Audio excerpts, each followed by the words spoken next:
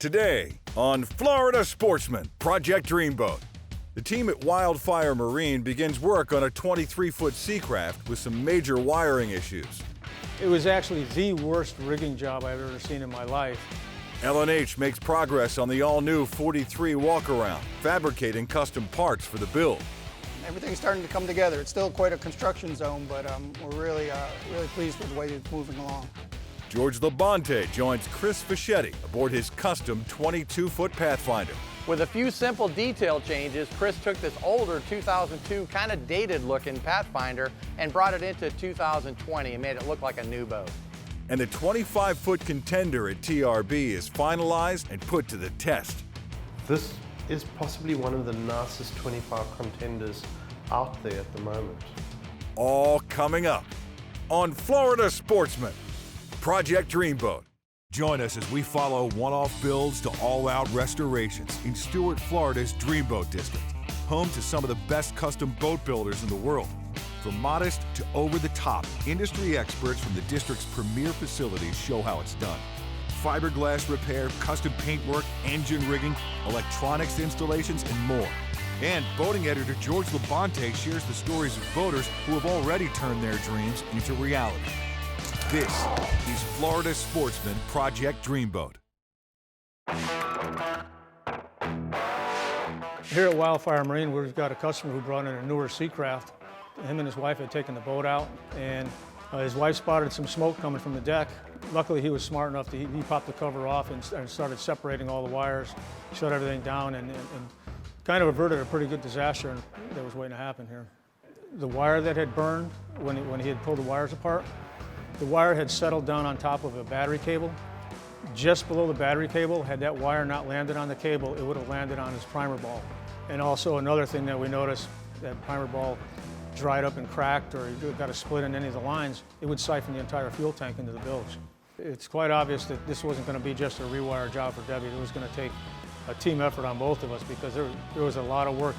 Just getting the wires out was going to be a big chore.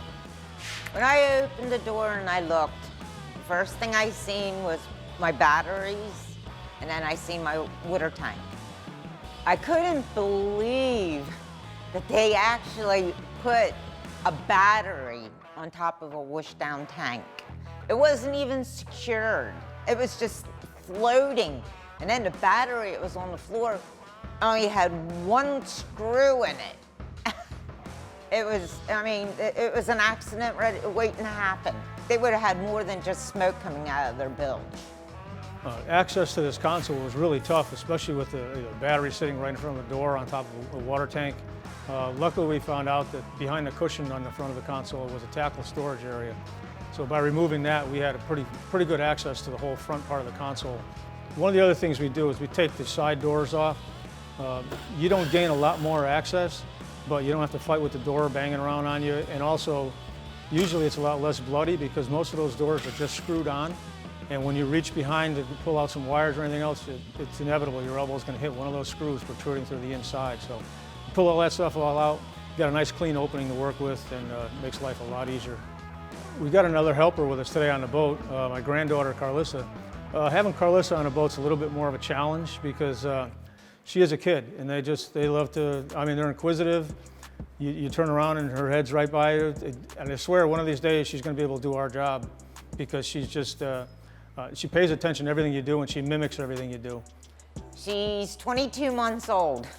So to put her on the boat and work with me, all the sharp edges and whatnots, I put them up high, so of course she doesn't get to them. But she'll take my wrench, take my bag of tie wraps and flip them all over the place. It's an adventure. Another issue, when we pulled the pie plate off underneath the leaning post to look at the wiring, we found out that the wires came directly down the center of the console and they all laid on top of the fuel tank. I'm not a real good fan of wiring laying on top of a fuel tank because for the same issue that he had in the back of the boat, if one of those wires decided to melt, you really don't want it melting on top of your fuel tank.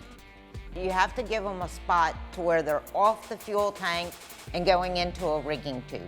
Just one little ignite, it's sitting on a fuel tank. Boom! The hardest part was trying to pull them out because everything was run kind of haphazard and at different times, so everything was kind of tangled around each other. You would pull a wire, and at the other end, you couldn't feel that wire. You were pulling a whole harness. And so what we ended up doing was we would cut one wire at a time, go to the midpoint, and see if we could isolate it. Once we isolated it there, we cut it again, and then we could pull it in from the console. And we basically did that wire by wire until we got everything out of there. Battery cables were butt connected.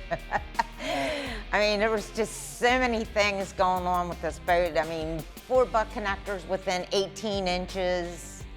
So we pulled all the wires out of it. Well, I'm happy we finally got all this stuff pulled out of this boat, because this was one of the worst, it was actually the worst rigging job I've ever seen in my life. But now that we have that all done, we're gonna go ahead and get this thing, rewired and replumbed and turn Debbie loose on the wiring, and I'm sure this guy's gonna be happy with this boat. And it's definitely gonna be safer.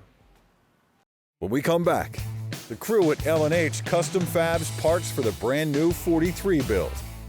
This segment brought to you by Two Rivers Boat Works. Exceptional design, quality, and craftsmanship. Dreaming of transforming your boat into the envy of the fleet? The experts at Two Rivers Boat Works are dedicated to customizing your boat to your specific needs and personality. Specializing in fiberglass and composites repair, professional painting, systems installation, and more. Founded by boating enthusiasts, we understand the enjoyment of being on the water, offering exceptional design, craftsmanship, and quality, so you can spend more time on the water than dreaming about it. Visit our facility in Stuart, Florida, and turn your boating dreams into reality. Welcome back to Florida Sportsman, Project Dreamboat. Join us as the team at L&H gets crafty, designing parts from scratch for their all-new 43. We just started working on the 43 walk-around, the L&H 43 walk-around. One of the projects that we did start and we're working on right now is new air vents for the boat. The boat, again, is larger. The engines are larger. These are 600 horsepower Cummins engines, so they need to be supplied more air. The typical vents that we use on our 33 weren't going to be large enough. But again, in trying to keep the boat look very similar in style and appearance, we wanted to go with a vent that's going to look similar to what we used on the 33. So that's how we settled on what kind of look we're going to use for this vent. And in the process of making a mold, you have to produce what's called a master or a plug. And that is basically the three-dimensional shape of what you're going to be making the mold of. We had to create the teardrop shape, which was just simply drawn up. We decided what we liked, what looked good. That was just done with just molding. That's made with just a simple molding. In this case, we used 3/4 inch PVC, straight carpentry techniques, shaping, routering, and just create the ring that will be the outside ring of the vent when it's completed. And then we take that teardrop shape door skin pattern that we had, transfer that mark onto the louvers and cut that shape out so that it fits within the ring of the vent that we're making. Once the teardrop shape has been cut out and fit into the outside ring of the air vent, it was all epoxy glued together. And then we bring that back to the glass shop, and Lucio is going to take care of fairing and smoothing it. Before the mold can be built off the template, first, a tan-based coat primer is sprayed on thick to fill all voids while providing a soft surface that can be easily sanded. Next, a finish coat of gray surface primer is sprayed on. This coat is a much finer finish that is wet sanded and then buffed to a polished finish. Now that the template is prepped, it's time to build the mold. Multiple coats of tooling wax and PVA, polyvinyl alcohol, are applied to ensure that the mold has a clean separation from the template. Once dry, the gel coat can be applied. An international orange tooling gel coat is used specifically for molds because it can handle much more heat than a normal marine gel coat. It's sprayed on twice as thick so that when the mold is separated, it can be wet sanded and buffed to its final finish without thinning the gel coat. Once the gel coat is dry, it's time to do the skin out. First, a mix of Cavasil and orange tooling gel coat is used to fill corners and tight edges. Then the first layer of 1.5 ounce mat is carefully applied, and all air bubbles are pushed out using the fiberglass roller. Time is taken on this step to ensure a perfect bond between the gel coat and fiberglass. 2 layers are done per day, finishing with 6 layers total. Next, foam is poured into all louvers and spaces to ensure the mold keeps its original shape. The foam is ground down and then sealed with 2 more layers of fiberglass. Once the fiberglass is dry, a frame is built and glassed on to support the mold. This allows for easier removal and shop use. Once the piece is fully cured, it's time to pop the mold. Multiple wedges are used around the edges to slowly separate the mold from the template. With the mold separated, the residual PVA is cleaned off and the mold is wet sanded and buffed to a polished finish. Now you have a finished mold that will last for many years to come. The process for making a vent off of this mold is almost identical to the mold process. Wax and PVA are applied to the mold to ensure the vent separates. Then the gel coat is brushed into tight spaces and sprayed on at a normal thickness. Once dry, it's ready for a skin out with 1.5 ounce mat. This is still the most important step by ensuring the mat is sealed to the gel coat with no air pockets. This piece will have 4 layers of mat and will be about 3/16 of an inch thick. Once cured, it's popped off the mold. The louvers are cut out with a router and the edges are lightly sanded. Finally, the vent is primed and painted to match the whisper gray interior color of the boat. It's a long process, but these custom accents are what make these boats one of a kind. All right, yeah, the air vents came out really good. We're getting ready to put them and install them on the boat. We're still back into the interior, working away on that. Everything's starting to come together. It's still quite a construction zone, but we're really pleased with the way it's moving along. When we return, George Labonte joins Dreamboat owner Chris Fischetti aboard his custom 22-foot Pathfinder in this week's One Man's Dreamboat segment. This segment brought to you by Fiberglass Coatings, the largest selection of fiberglass materials in the United States. FGCI is a leading supplier of composite materials, family-owned for over 60 years and headquartered right here in Florida. We have the materials and technical expertise to service manufacturers, repair professionals, and DIYers alike. Our gel coat color matching is a favorite of seasoned professionals and weekend warriors. Access our online store at FGCI.com, call to speak with a product specialist, or visit our stores in Fort Lauderdale or St. Petersburg. FGCI is your partner on boat projects big and small. Welcome back to Florida Sportsman Project Dreamboat. Join us for this week's One Man's Dreamboat segment with Florida Sportsman boating editor George Labonte as we feature anglers who have already launched their dream. Florida Sportsman began these features 30 years ago, and the dreams just keep getting better. A comment that we get a lot of on Project Dreamboat is, I could never afford a boat like that. I couldn't take on a project like that. These things are so expensive. How am I ever going to get a boat like this? Well, today we're in Fort Lauderdale, Florida to meet up with Chris Fischetti and have a look at his 2002 22-foot Pathfinder. Now, there's a very unique story behind how Chris found himself with the 22 Pathfinder, and it's a great example of the American dream. I grew up racing motocross, and I've always been into motorcycles. The older I got, the more I started getting into Harleys and fixing them up, flipping them, selling them, making a little profit, and I wanted to get into boats. My dad's always been into boats, and it's something that I've always enjoyed. I've always been on the water, and I found a guy who wanted to trade. He was moving out of the state, so he was going to the Carolinas. He wanted a motorcycle. Found him on Craigslist, and he wanted to trade the Harley for the boat. Went over, looked at it. It was weathered. It needed some work. I figured, why not? I've done motorcycles. Why can't I do a boat? So traded title for title. I stripped it down, repowered it, repainted it, redid the whole exterior, redid the interior, all the no skid, inside all the gunnels, speakers, electronics, kind of the whole nine. Now, with all the experience Chris gained building this Hughes boat, it was time for another project, and Chris found the perfect candidate, this 22-foot Pathfinder. I sold the Hughes. I ended up doubling my profit on that, and then that's what I used to purchase this boat. So once I purchased the boat, as soon as I got it home, I started going through it, kind of trying to figure out what I was going to do with it. I had a vision in my head, but obviously once you get it home and you start messing with it and start doing little things here and there, I took the hatches off so I could do some fiberglass work on the hatches, prepped the outside of the boat. I wanted to do a darker color. I think they stand out, and I think black boats look really sharp. So kind of a unique scenario. I don't have a paint booth or anything. I took like a 10 by 20 carport and I draped visqueen down the side, and I made my own paint booth out of it.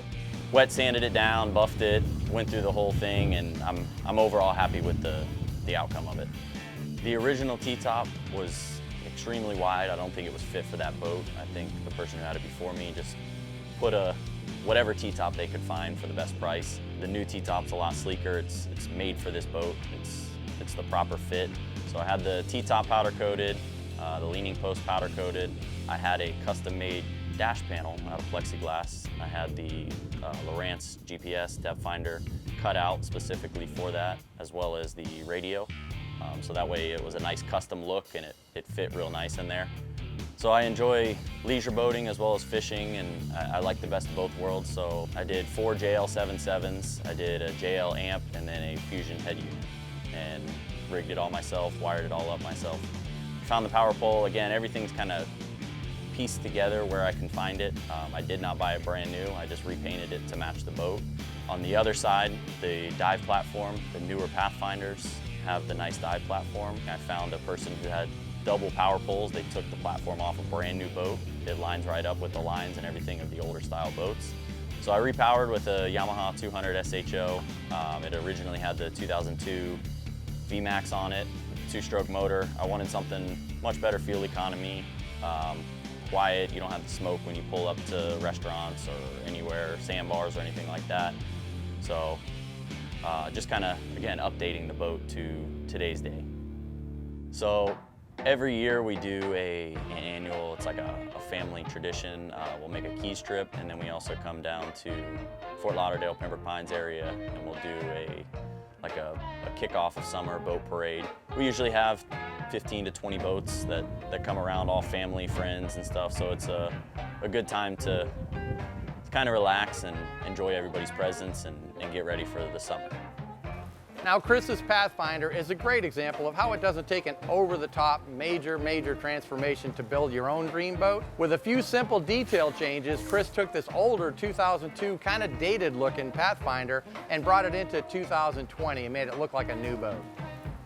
So overall, I'm extremely happy with the boat, the way it turned out. I think it looks night and day difference from the original to what it is now. Definitely looks a lot more modernized. I can definitely see myself doing another project like this. Looking for something a little bigger. Again, every little step of the way, I learn new things, learn new challenges, so I'm ready to take on my next project in the future.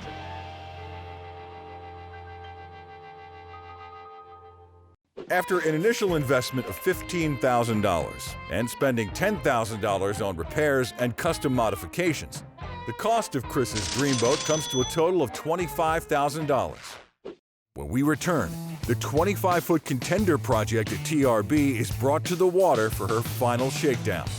This segment brought to you by Yamaha. Reliability starts here. An entirely new species of extreme predator is moving offshore. The Yamaha 5.6-liter V8 XTO offshore outboard. Extreme big block thrust and power in the industry's first direct injection 4-stroke. Quiet, efficient, powerful, and proven Yamaha reliability.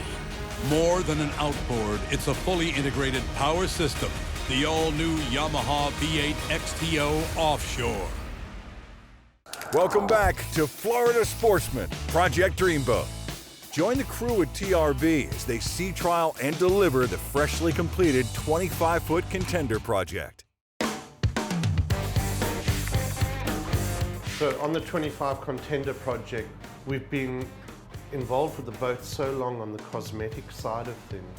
I almost forget about all the structural work we've done to the boat, you know, putting in new fuel tanks, reinforcing the center console, reinforcing the floor. There's just been so much work done to it. And then as work developed, I said, you know, Mike, this would be a great time to paint the boat. We've tried to keep the boat, the look of the boat as clean as possible with a new T-top, the way that we positioned instruments, radios, all that sort of thing. The boat's about to go off on a sea trial, and I hope everything goes well and there's not too much to do, so that Mike can come and collect his boat and get it out on the water and enjoy it. It's been a long time coming, and I hope he's happy. And this is possibly one of the nicest 25 Contenders out there at the moment. So expectations for today are to get out on the water, start, programming some stuff, make sure the engines are running right, and just to get the boat back on the water and get everything, up to speed again. I've never been on that boat with that power, so I didn't really know what to expect. But all in all, we went out, we ran the boat, tested the systems. The boat performed well, gets up on plane and goes. I think we ended up right at mid-50s. I think the boat ran well. It definitely rides nice. It's got plenty of power. It gets up and goes. For what Mike's wanting to do on the boat, take it back and forth to the Bahamas, put his kids and family on the boat to do some fishing trips, I think it's going to be a perfect boat for him and his family. So after the sea trial went well, we brought the boat back to the shop. We're going to call the owner, Mike.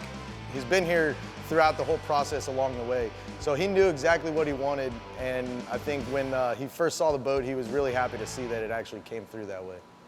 So yeah, it's red now, and on the inside of the console there's a controller that you can... This can change colors? Yeah, oh, wow. You can change it any color you want. I know you wanted it to be red, so we made sure that it definitely had some red, and then if you want to change it throughout the night or whatever, you can. Yeah, man, it looks really good. From what the boat was when it got dropped off to the condition, the way that it's wired and it looks now, it's complete 180 from where it was when it got dropped off. Cool. Yeah, it looks good, man. It's clean. You can crawl in there, but like all the wiring and everything's, I don't know what it looked like before, but I know it didn't look like that. Yeah, no, this was more, it was more in your face. It wasn't tucked up on the side, it was up here. Right. Once we were done going over the boat with Mike, he was super happy with everything. He decided to take delivery of the boat. Now he's back out on the water using his boat and having a great time. Yeah, I mean, I'm just really excited. It's summertime now. We started this project, in I would say fall/winter of last year. So, it took a while, but, like anything, to do things right, it takes time. So I think I'm just excited to have it back, and it came out really well. It's a super, super clean boat. Fresh mercury power, brand new fuel tanks, and Birdsall crushed it with the pipework. And we got the hardtop painted and the dash panel. There's not too many of those out there that are like that. And I think between all parties, it wouldn't be what it is if we didn't have everyone involved. Guys have put in a lot of hard work. I think Mike is super happy with the way that the boat came out, but I am ready to get the boat out of the shop so that we can get another one in and start another project. Next week on Florida Sportsman, Project Dreamboat, we take a ride on the custom L&H 33 built for country legend Alan Jackson. George Labonte joins Tony Eden aboard his extremely customized 31-foot Contender. The technicians at TRB take on repairing our hurricane-damaged Hydra Sports. And the team at Wildfire Marine begins rewiring on the 23-foot Seacraft.